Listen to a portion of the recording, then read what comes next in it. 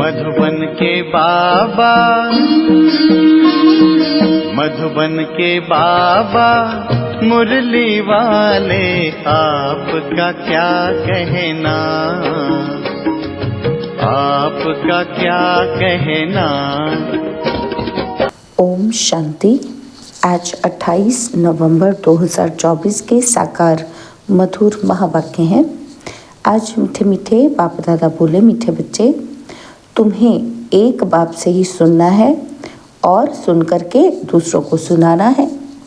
बाबा ने कहा, मीठे बच्चे, तुम्हें एक बाप से ही सुनना है और सुन करके दूसरों को सुनाना है।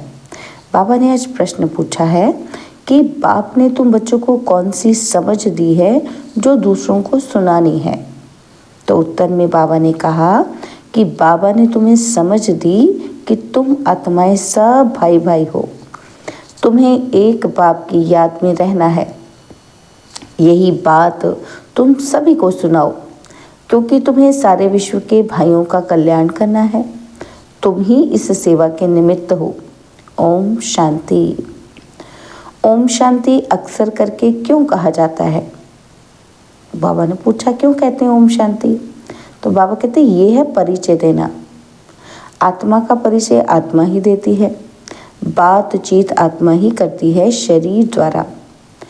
आत्मा बिगड़ तो शरीर कुछ कर ही नहीं सकता, तो यह आत्मा अपना परिचय देती है। हम आत्मा है परमपिता परमात्मा की संतान। वह तो कह देते कि अहम आत्मा सो परमात्मा। दुनिया वाले क्या कहते हैं कि मैं आत्मा ही परमात्मा हूँ। तो बाबा कहते हैं, तुम बच्चों को तो ये सब बातें समझाई जाती हैं। बाप तो बच्चे बच्चे ही कहेंगे ना। तो रूहानी बाप कहते हैं, हे रूहानी बच्चों, इन ऑर्गन्स द्वारा तुम समझते हो। बाप समझाते हैं कि पहले पहले है ज्ञान और फिर है भक्ति। ऐसे नहीं कि पहले भक्ति पीछे ज्ञान है। पहले है ज्ञान दिन और भक्ति है रात। और फिर पीछे दिन कब आए? जब भक्ति का वैराग्य हो। तुम्हारी बुद्धि में ये रहना चाहिए। ज्ञान और विज्ञान है ना, तो अभी तुम ज्ञान की पढ़ाई पढ़ रहे हो और फिर सतयुग त्रेता में तुमको ज्ञान की प्रालब्ध मिलती है। ज्ञान बाबा अभी देते हैं, जिसकी प्रालब्ध फिर सतयुग में होगी। यह समझने की बातें है ना। तो अभी बाप तुमको ज्ञान दे रहे हैं। तुम जानते हो कि फिर हम ज्ञान से परे विज्ञान अपने घर शांति धाम में जाएंगे। उसको ना ज्ञान ना भक्ति कहेंगे, उसको कहा जाता है विज्ञान। देखो, आज बाबा ने क्या कहा कि मुक्ति धाम क्या है? विज्ञान। ज्ञान से परे शांति धाम में चले जाते हैं। ये सब ज्ञान बुद्धि में रखना है। बाप ज्ञान देते हैं कहाँ के लिए?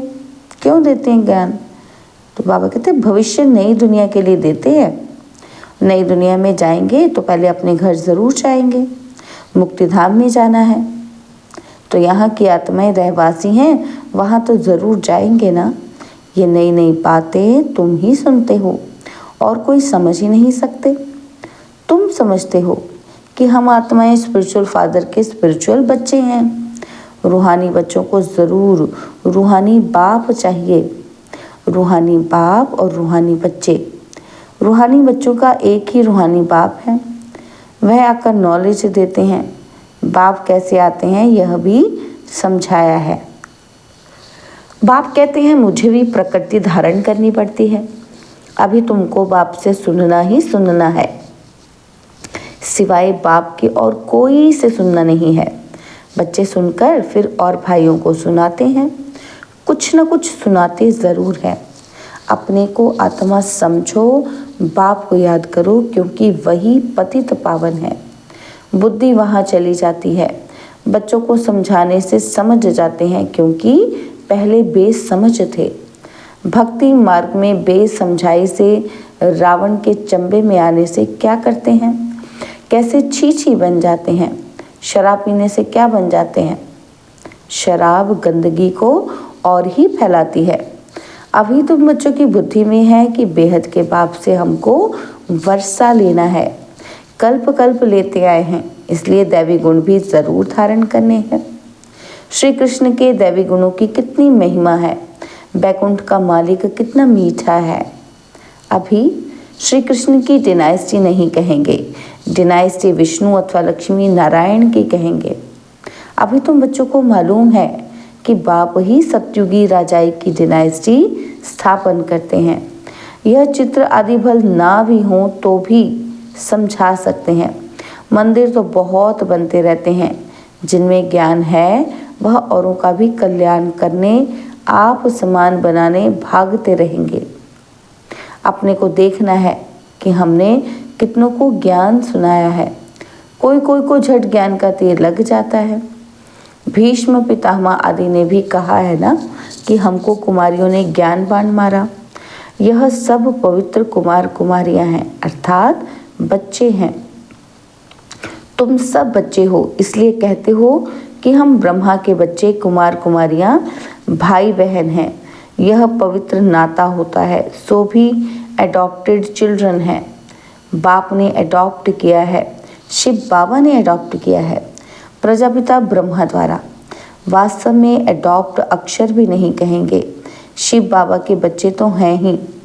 सब मुझे बुलाते हैं कि शिव बाबा आओ, परंतु समझ कुछ नहीं है। सब आत्माएं शरीर धारण कर पाठ बजाती हैं, तो शिव बाबा भी ज़रूर शरीर द्वारा ही पाठ बजाएंगे ना। शिव बाबा पाठ ना बजाएं फिर तो कोई काम का ना रहा, वैल्यू ही नहीं होती। उनकी वैल्यू ही तब होती है जबकि सारी दुनिया को सदगति में पहुंचाते हैं, तब उनकी महिमा भक्ति मार्ग में गाते हैं। सदगति हो जाती है फिर पीछे तो बाप को याद करने की दरकार ही नहीं रहती। वह सिर्फ गॉड फादर कहते हैं तो फिर टीचर गुम हो जाता, कहने मात्र रह जाता कि परमपिता परमात्मा पावन बनाने वाला है। वह सदगति करने वाला भी नहीं कहते। भल गायन में आता है कि सर्व का सदगति दाता एक है, परंतु बिगर अर्थ कह देते हैं। अभी तुम जो कुछ कहते हो सो अर्थ सहित समझते हो कि भक्ति की रात अलग है, ज्ञान का दिन अलग है। दिन का भी टाइम होता है और भक्ति का भी टाइम होता है। यह बेहद की बात है। तुम बच्चों को नॉलेज मिली है बेहद की। आधा कल्प है दिन, आधा कल्प है रात। बाप कहते हैं मैं भी आता हूँ रात को दिन बनाने। तुम जानते हो, क्या जानते हैं हम, कि आधा कल्प है रावण का राज्य और उसमें अनेक प्रकार के दुख हैं, और फिर बाप नई दुनिया स्थापन करते हैं तो उसमें सुख ही सुख मिलता है। कहा भी जाता है कि ये दुख और सुख का खेल है। सुख माना राम और दुख माना रावण।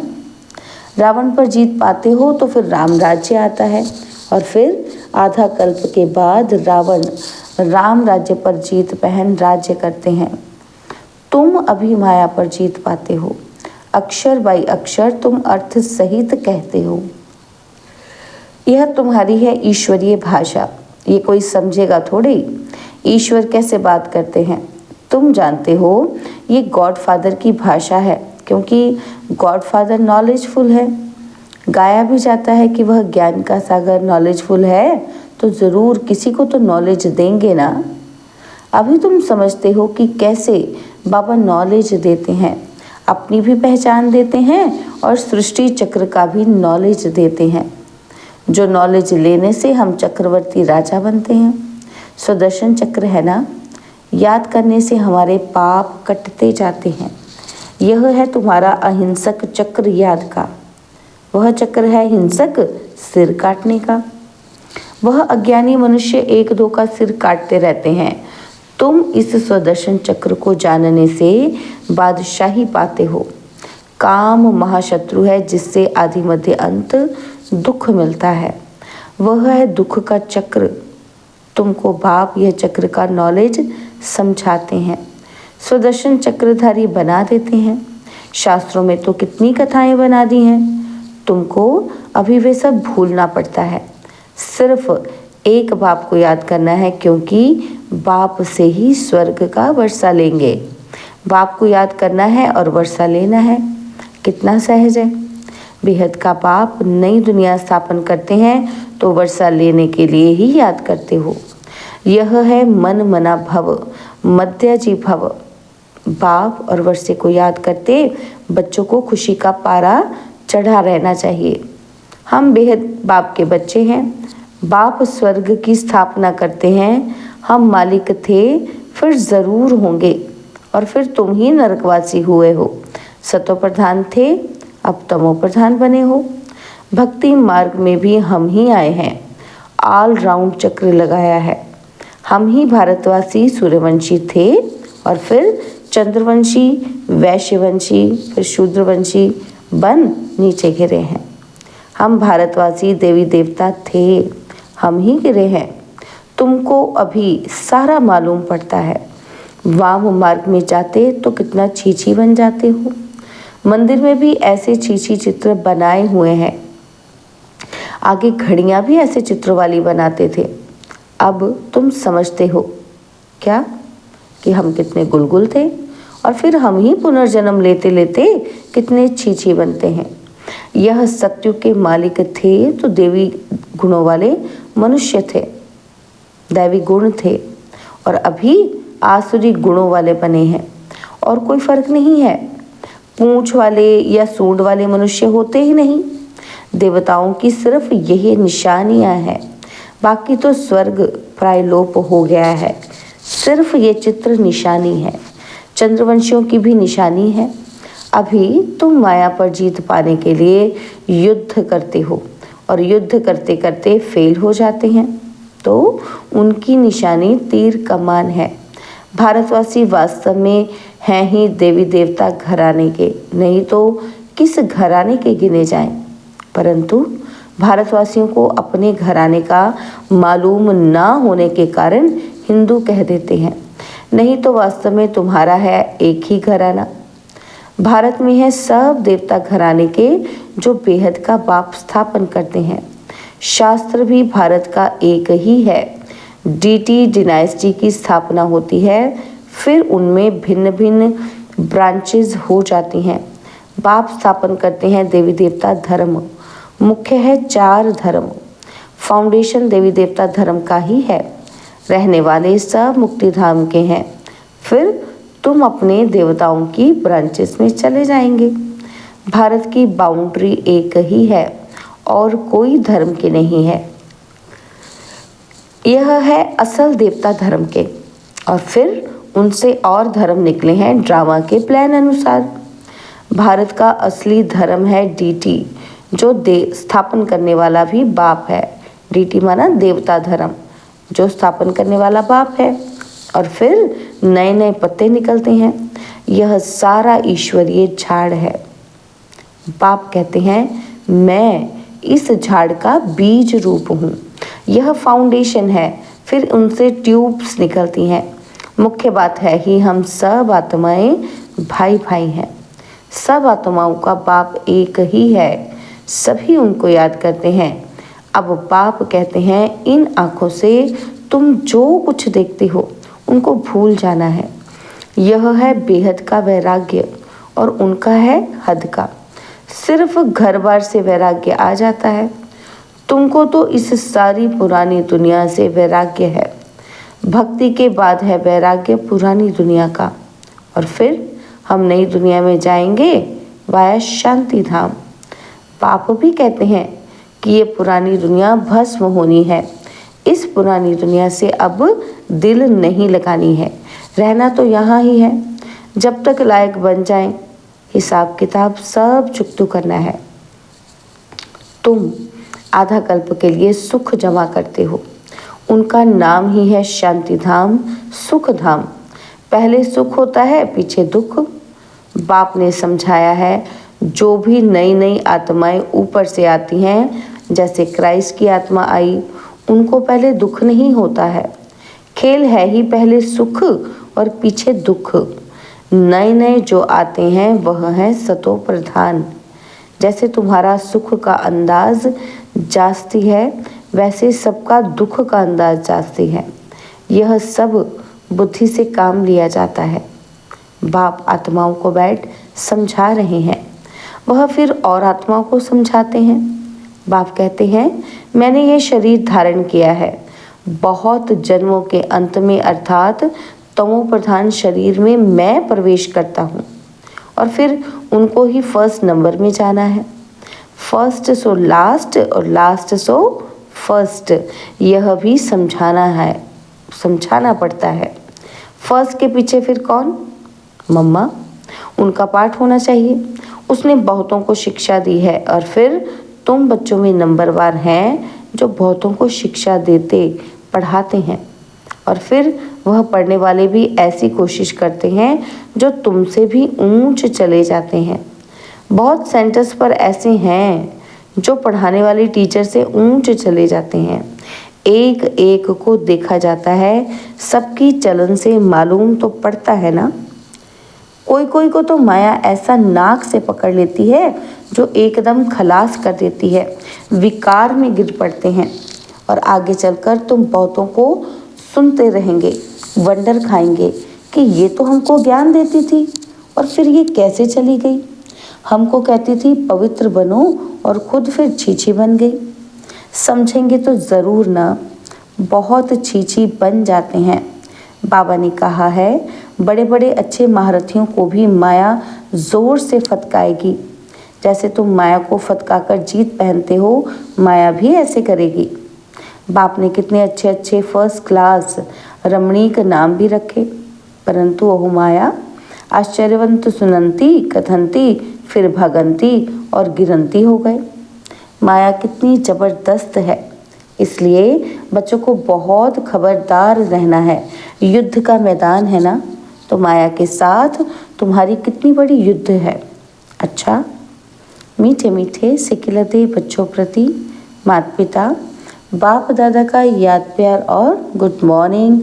रूहानी बाप की रूहानी बच्चों को नमस्ते। हम रूहानी बच्चों की रूहानी बाप दादाजी को दिल व जान सिकवा प्रेम से नमस्ते।